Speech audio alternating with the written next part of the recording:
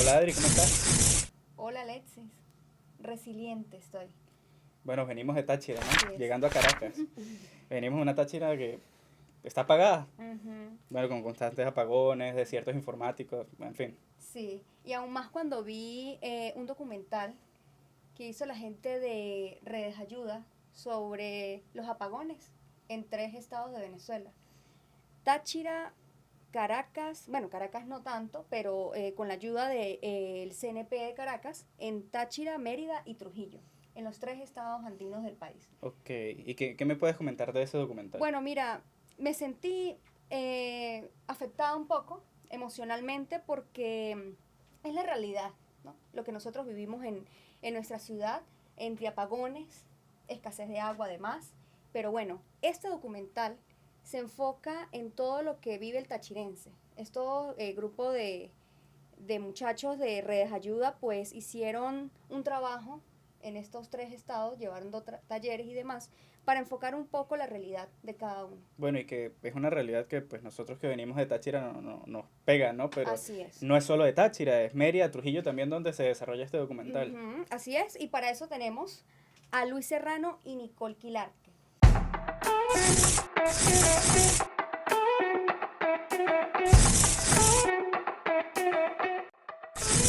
Hablemos de.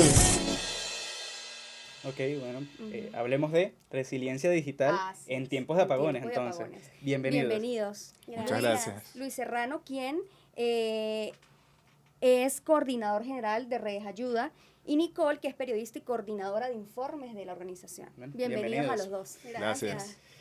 Bueno, Bueno, ustedes que viven en Caracas, ¿cómo fue la primera impresión a llegar a los Andes?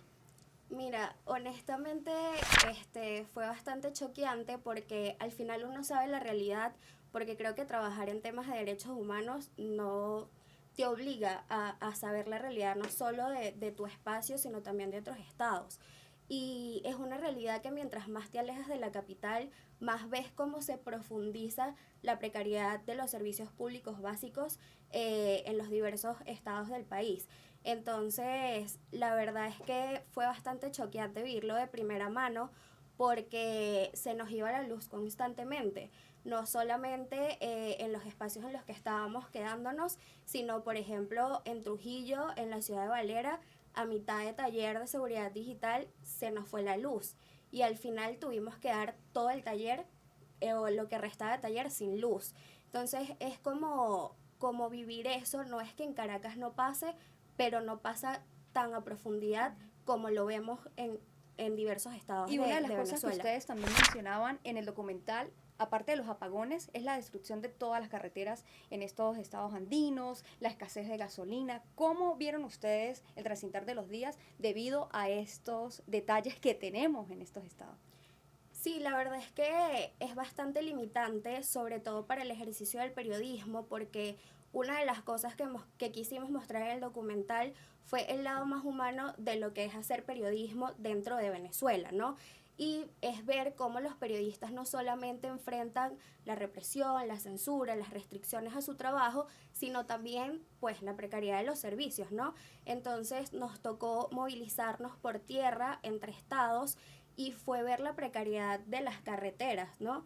Cómo cuadrábamos los horarios para que no nos agarrara la noche en el tránsito, porque uno, es peligroso y dos, hay tantos huecos en las carreteras que es peligroso, ¿no? De noche incluso. Además, la falta de iluminación en las carreteras y todo esto.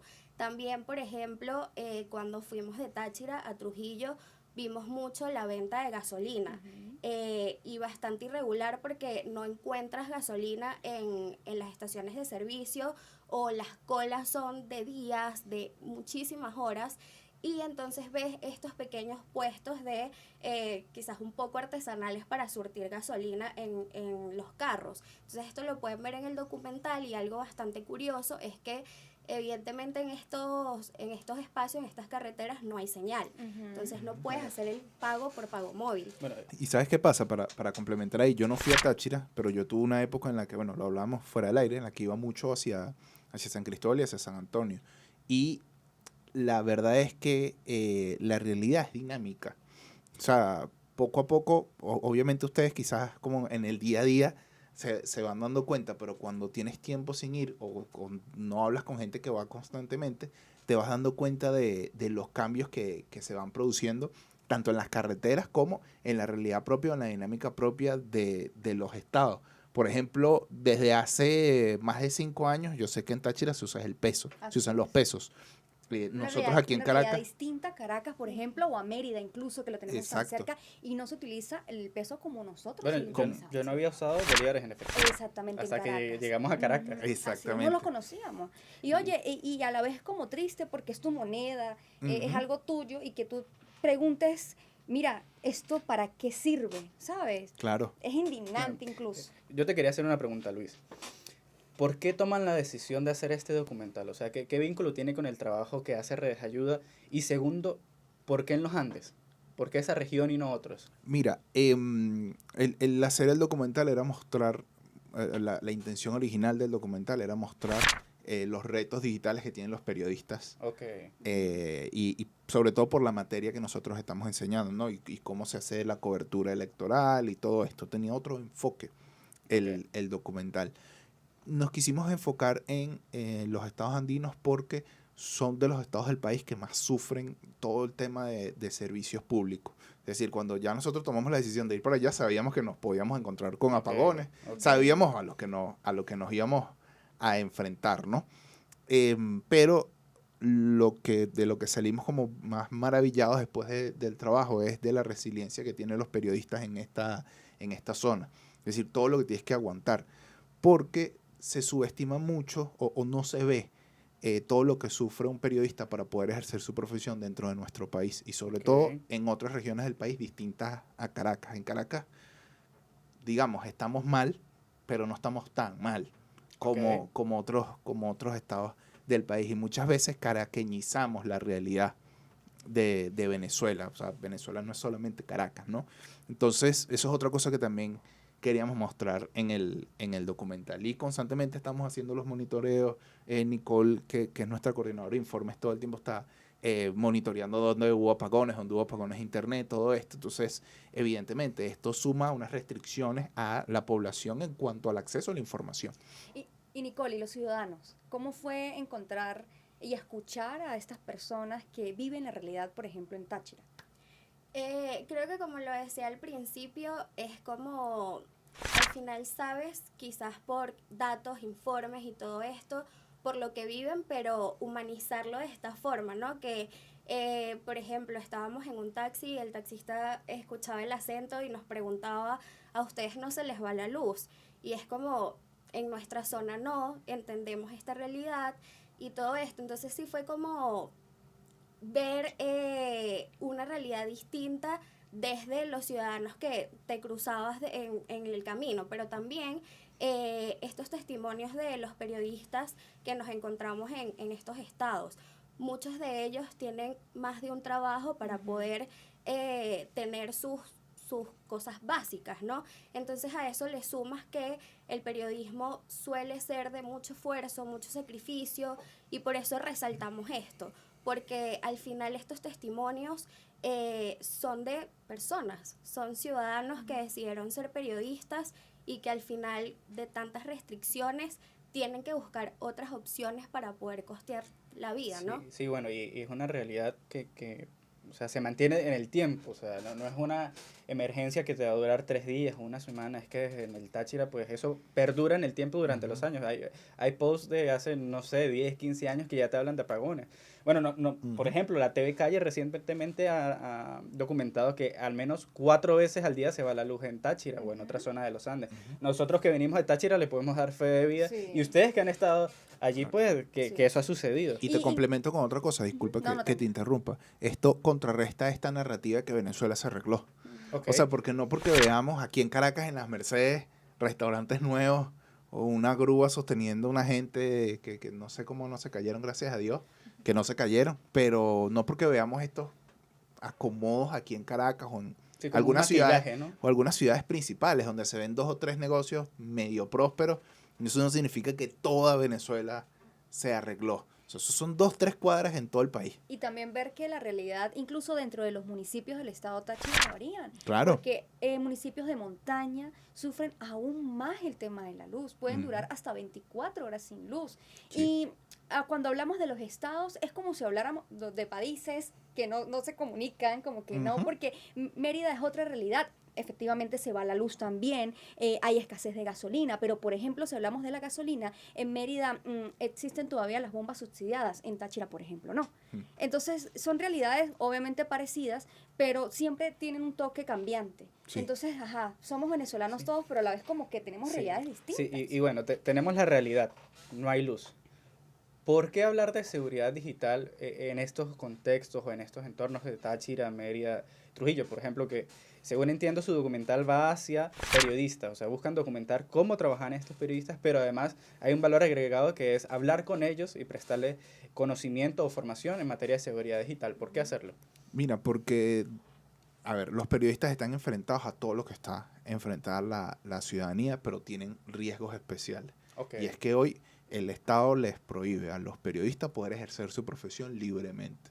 Ya sea porque no pueden acceder a la información, porque muchos portales están bloqueados, o porque no los dejan ejercer la profesión por ataques en el mundo físico, que eso está documentado en nuestros informes, y ataques en el mundo digital. Y los ataques en el mundo digital van o por el hecho de ser periodistas, o porque son, ¿sabes?, otros ciudadanos más comunes y corrientes que están enfrentados a todo esto, donde hola, soy María, les escribe para vender dólares aprovechando la red de contactos que tiene este periodista, ¿no? Entonces, en función de eso, bueno, hay que tratar de compartir estas herramientas con todos ellos. Nosotros ya tenemos 10 años compartiendo herramientas con periodistas, activistas, defensores de derechos humanos, y ese fue el objetivo principal de hacer este viaje, ¿no? Que el conocimiento no se quede solamente aquí en Caracas, o que el conocimiento no se quede a los sitios donde podamos ir, sino tratar de profundizar un poco más allá, llevar lo que nosotros podemos compartir un poco más allá, y además también palpar de primera mano cuál es la realidad que ellos tienen para poder brindar estas herramientas con ellos. A mí me ha pasado mucho que he tenido muchos talleres por Zoom, o he tenido muchos talleres por Google Meet con periodistas o con activistas de otros estados del país. Pero muchas veces tú ves que se van desconectando. Mira, porque es que se fue la luz en mi zona, o se fue la luz en tal cosa. Entonces, al final, terminas dando como un taller a medias, y no es lo mismo que estar presente, que estar ahí con ellos, que aunque no haya luz, como les pasó a ellos mientras estaban dando el taller, mira, lo que sí está es que estamos aquí. O sea, no hay luz, pero aquí estamos. Entonces, a nosotros nos pasó en Táchira grabando un podcast, se nos fue la luz sí. en medio podcast y... así me dijo Ayrton. Yo creo que también, para complementar lo de Luis, creo que simplificando el objetivo principal es poder demostrarles a los periodistas, activistas y defensores de derechos humanos que hacen vida en otros estados que estamos trabajando y estamos esforzándonos constantemente a pesar de las dificultades, las dificultades de logísticas, de diversos factores para poder llegar. El trabajo se está haciendo para poder llegarle cada vez más.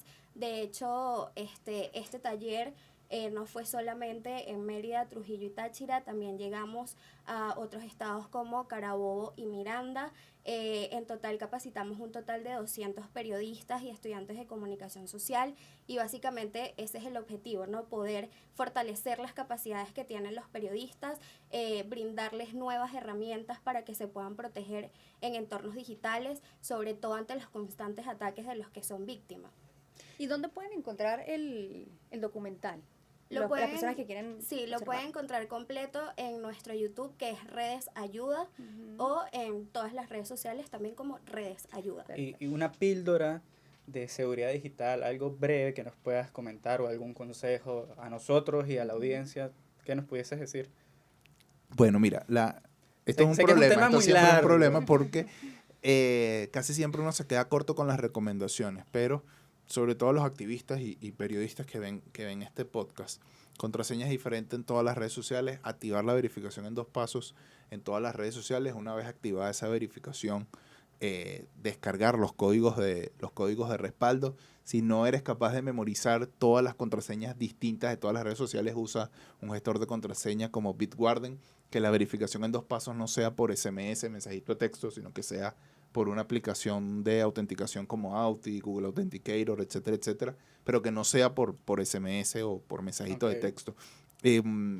Borrar o tener una higiene digital, borrar todos los archivos sensibles, conversaciones en WhatsApp, etcétera, etcétera, y seguir @redesayuda porque estemos ahí constantemente. Y si alguien quiere contratarlos a ustedes para ese tipo de capacitación. Sí, también. @redesayuda, siempre el DM. Bueno, en Twitter es un tema porque ahorita como solamente puedes mandar mensajes directos si estás verificado y no te sigue la persona o esto, pero en Instagram siempre están los DMs de Redes Ayuda activos para responder. Y un mensaje final a nuestra audiencia que les pudiesen comentar, decir. Mira, primero escuchemos más vallenato.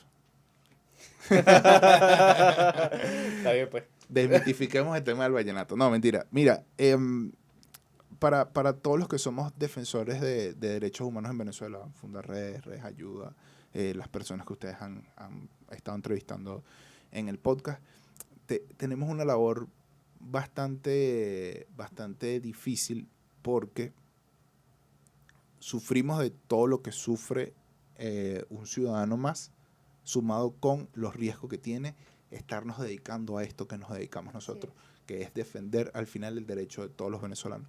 Pero nosotros no nos callamos y no nos detenemos porque creemos en el derecho que tenemos a defender derechos humanos. Y la idea es que tú que estás viendo este podcast también te empoderes en función de eso, que aprendas con el material que hay en este canal o el material que ofrecemos al resto de las organizaciones para que tú también defiendas tus derechos y defiendas el derecho de tus vecinos, de las personas de tu entorno, de tu ciudad, de tu país, y de esta forma entre todos vamos defendiendo las cosas. Yo sé que se ve difícil que quizás una sola persona, o muchas veces nos dicen, bueno, ¿qué puedes hacer tú? O nosotros creemos, bueno, ¿qué puedo hacer yo? Y eso es precisamente quienes están en el poder, que tú te sientas indefenso y que sientas que no puedes hacer nada para cambiar la realidad. Para cambiar la realidad hace falta que todos nos empoderemos, que todos avancemos y que todos empecemos por conocer, defender y hacer valer nuestros derechos. Yo le agregaría, honestamente, quizás suena un poco sentimental, pero no están solos. Crean mucho en las redes de apoyo y crean que creo que es algo de lo que nació Redes Ayuda, y es que todo en conjunto siempre es mejor y siempre va a tener mejores resultados. Entonces, no están solos en un trabajo tan difícil como este y crean en sus redes de apoyo, vayan a ellas y trabajemos siempre en conjunto. Bueno, muchísimas gracias. Gracias a ustedes. Nicole y Luis por atender la invitación a este podcast. Igualmente a nuestra audiencia, muchísimas gracias por vernos. Pueden encontrarnos en YouTube como pueden encontrarnos en YouTube como ONG Fundaredes y en nuestras redes sociales como @fundaredespiso. Igualmente los invitamos a suscribirse, comentar y darle like. Muchísimas gracias. Chao.